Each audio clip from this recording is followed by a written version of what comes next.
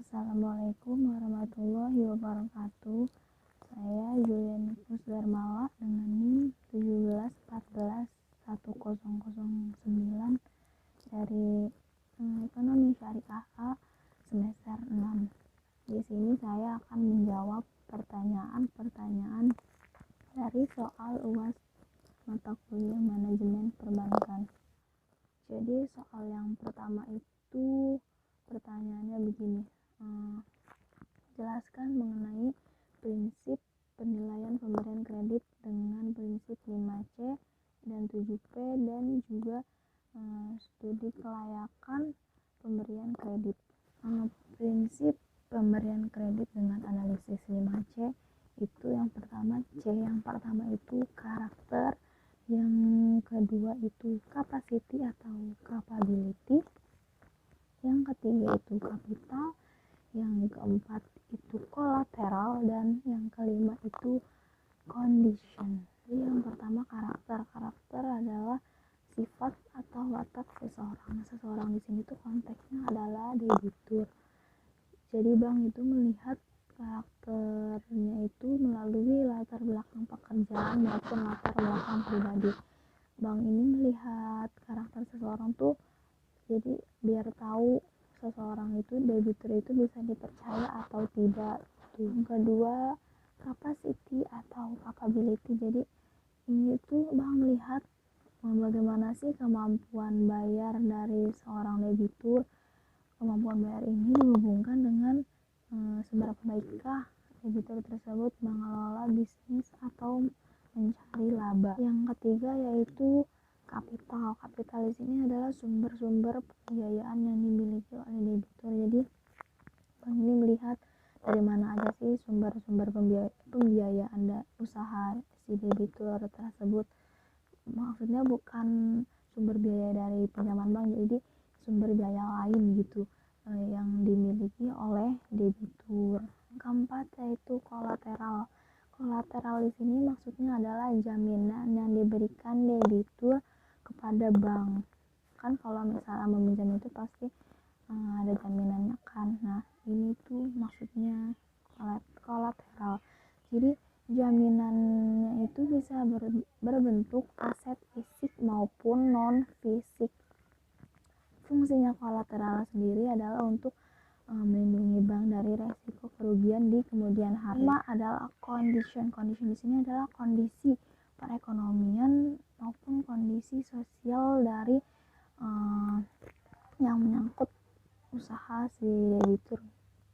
Misalnya nih kondisi perekonomian saat ini tuh bagaimana gitu, dianalisis terus dihubungkan dengan usaha si debitur, apakah akan menguntungkan ataukah tidak. Lalu selanjutnya analisis kelayakan pemberian kredit dengan analisis 7P. 7P di sini yang pertama personality, yang kedua party, yang ketiga purpose, yang keempat prospek, yang kelima payment, yang keenam profitability, dan yang ketujuh protection. Personality di sini maksudnya yaitu bank menilai si debitur dari kepribadiannya yang dilakukan sehari-hari maupun di masa lalunya. Jadi bank itu melihat gimana sih kepribadian si debitur sehari-hari maupun yang di masa lalu, misalnya apakah masa lalunya itu atau riwayatnya itu bagus atau enggak gitu. Yang kedua adalah party. Party di sini maksudnya bank mengklasifikasikan nasabah atau debitur ke golongan-golongan tertentu berdasarkan modal, loyalitas, kepribadian, dan lain sebagainya. Gunanya mengklasifikasikan ini tuh jadi biar tahu yang kalau misalnya golongan ini layaknya diberi sekian, golongan ini layaknya diberi pinjaman sekian gitu. Tiga ada purpose. Purpose di sini maksudnya adalah tujuan si debitur mengajukan kreditnya. Jadi bank itu harus tahu tujuan dari si peminjam ini mengajukan pinjaman tuh untuk apa? Apakah untuk pinjaman konsumtif atau pinjaman usaha atau pinjaman lainnya. Jadi bank itu bisa mengklasifikasikan nanti misalnya untuk pinjaman usaha itu layaknya diberi sekian, pinjaman konsumtif maksimalnya sekian. Itu. Yang keempat ada prospek. Prospek di sini tuh berkaitan dengan pinjaman usaha ya. Jadi seberapa prospeknya sih di masa depan usaha si debitur yang mengajukan pinjaman tersebut, apakah bagus atau tidak gitu. Kelima ada payment. Payment di sini maksudnya kemampuan bayar dari si debitur. Nah, kemampuan bayar ini biasanya dilihat dari usaha yang dijalankan oleh debitur, terus prospek usaha dan gimana sih si debitur itu mengelola usahanya. Lalu yang keenam ada profitability. Jadi profitability ini bagaimana sih kemampuan si debitur ini dalam menghasilkan laba atau keuntungan gitu.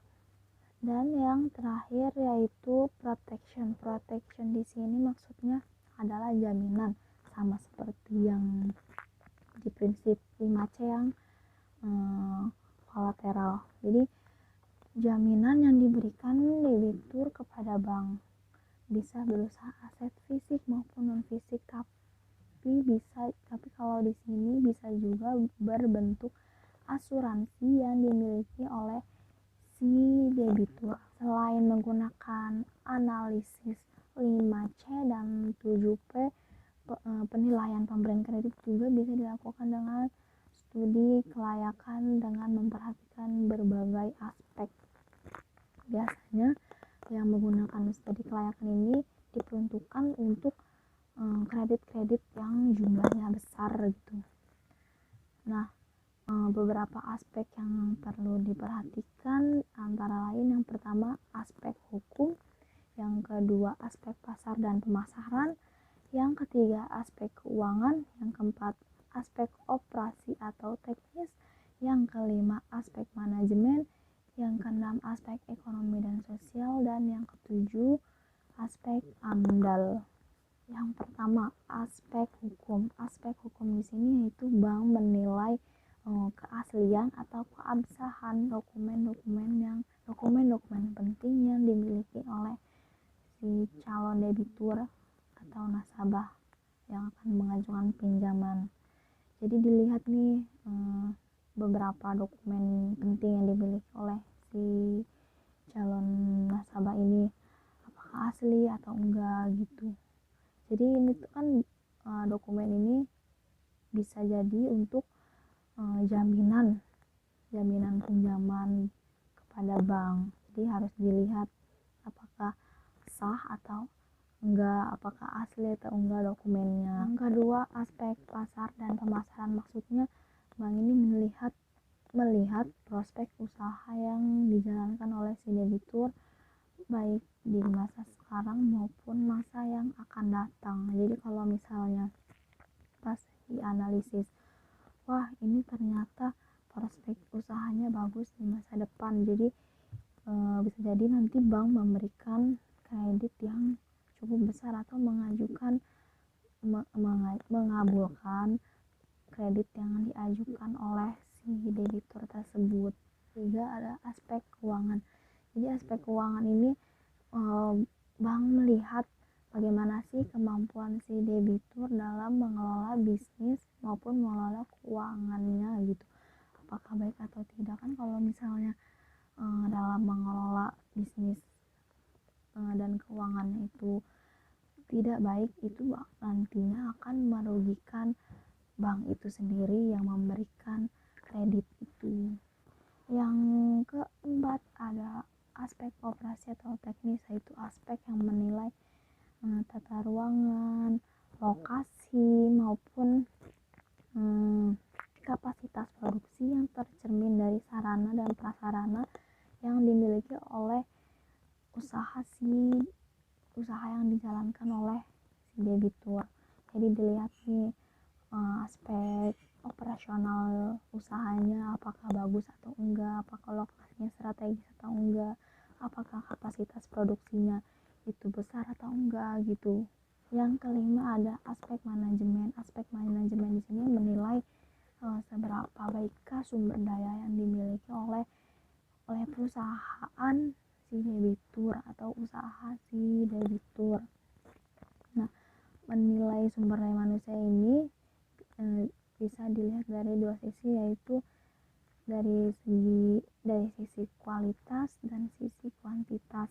Yaitu aspek ekonomi dan sosial. Jadi menilai dampak apa sih nanti yang akan ditimbulkan dari adanya suatu usaha. Dampak ini tuh ke ekonomi dan sosial. Jadi dilihat bagaimana sih dampaknya suatu usaha tersebut kepada bidang ekonomi dan sosial nantinya gitu. Dan yang terakhir atau yang ketujuh adalah aspek AMDAL. Jadi aspek mengenai dampak lingkungan. Jadi gimana sih nantinya suatu usaha dampak dari suatu usaha itu terhadap lingkungan sekitarnya gitu, apakah baik atau enggak gitu. Selanjutnya saya akan menjawab pertanyaan nomor 2 yang menanyakan bunga deposito yang akan diterima oleh Kalisa. Jadi di sini tuh diketahui bahwa jangka waktu deposito itu selama 3 bulan. Lalu nominalnya itu 300 juta, bunga yang diberikan bank itu sebesar 10% per tahun, dan pajak yang dikenakan itu sebesar 15% per tahun. Jadi ditanya berapakah bunga yang akan dibayarkan bank setiap bulannya dan berapa jumlah bunga yang diterima selama jangka waktu 3 bulan.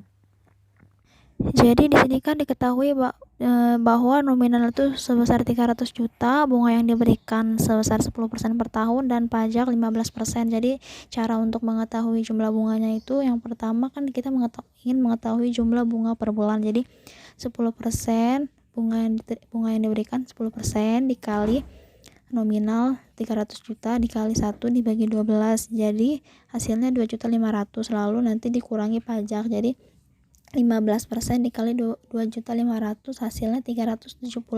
Jadi 2.500.000 dikurang 375.000 yaitu sebesar 2.125.000. Jadi bunga yang diterima setiap bulannya sebesar 2.125.000. Lalu untuk berapa sih bunga yang diterima dalam jangka waktu 3 bulan? Jadi 2.125.000 dikalikan 3, jadi hasilnya 6.375.000 rupiah. Lalu pertanyaan nomor 3 yaitu jelaskan mengenai tujuan umum manajemen pemasaran bank dan konsep pemasaran. Jadi tujuan umum manajemen pemasaran bank di sini tuh ada 4 poin. Jadi yang pertama memaksimumkan konsumsi, dengan kata lain memudahkan atau merangsang konsumsi sehingga si nasabah ini tertarik untuk membeli atau menggunakan produk jasa yang telah ditawarkan oleh bank. Lalu yang kedua itu memaksimumkan kepuasan, yaitu dengan cara menghadirkan berbagai pelayanan yang diinginkan dan yang dibutuhkan oleh nasabah. Lalu yang ketiga memaksimumkan ragam atau pilihan produk. Jadi nasabah ini akan leluasa memilih produk-produk yang diinginkan ataupun yang dibutuhkannya. Jadi kalau misalnya ragam produknya itu banyak, jadi konsumen juga kan tertarik gitu.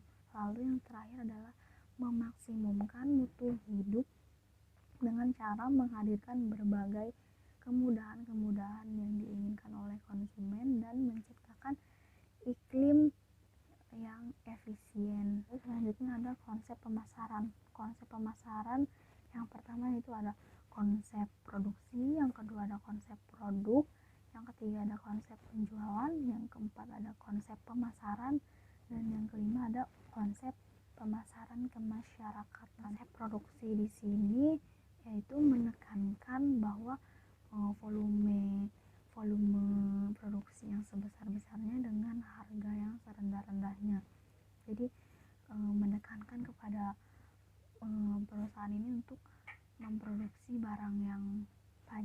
tapi dengan harga nanti pas outputnya atau pas pemasarannya itu dengan harga yang murah. Jadi menekankan kepada produksi secara banyak, secara massal, jadi nanti akan membuat harga output barangnya itu akan murah gitu. Jadi lebih ke menarik konsumen itu dengan harga yang murah gitu. Yang kedua ada konsep produk. Konsep produk di sini adalah kualitas produk itu yang nomor satu. Jadi tidak menekankan kepada harga tapi kualitas produk. Jadi kalau misalnya produknya bagus pasti kan harganya juga akan lebih tinggi. Jadi perusahaan itu tidak memikirkan harga, jadi memikirkan kualitas produk itu sendiri. Lalu yang ketiga ada konsep penjualan. Jadi menekankan kepada usaha promosi yang gencar. Jadi menurut konsep ini pelanggan itu tidak boleh dibiarkan sendirian, jadi harus didampingi oleh si perusahaan ini. Jadi melakukan promosi yang gencar. Terus intinya itu, prinsipnya itu barang itu harus terjual gitu. Jadi pokoknya bagaimanapun caranya dengan usaha yang gencar itu, dengan promosi yang gencar itu, agar barang yang dimiliki atau barang yang diproduksi oleh perusahaan tersebut bisa terjual. Lalu yang keempat itu ada konsep pemasaran. Jadi lebih menekankan kepada pemenuhan kepuasan, kebutuhan, dan keinginan konsumen. Jadi saat ini misalnya konsumen tuh butuhnya apa, terus dalam keadaan seperti ini pasar sasarannya tepat tuh bagaimana. Pokoknya intinya itu tentang pemenuhan kebutuhan dan keinginan konsumen. Lalu yang terakhir ada konsep pemasaran kemasyarakatan. Itu di sini tuh hampir sama, yaitu menyediakan kebutuhan atau keinginan konsumen. Tetapi di sini ada perbedaan. Kalau misalnya di pemasaran kan hanya untuk memenuhi kebutuhan konsumennya ya. Kalau misalnya di konsep pemasaran kemasyarakatan ini juga memperhatikan manfaat yang akan ditimbulkan dari suatu produk tersebut. Jadi tidak hanya untuk memenuhi kebutuhan dan keinginan konsumen, tapi memperhatikan manfaat yang akan ditimbulkan. Nah, manfaat di sini itu lebih mengarah kepada manfaat kepada masyarakat atau kesejahteraan masyarakat. Sekian jawaban dari saya, kurang lebihnya saya mohon maaf. Wassalamualaikum warahmatullahi wabarakatuh.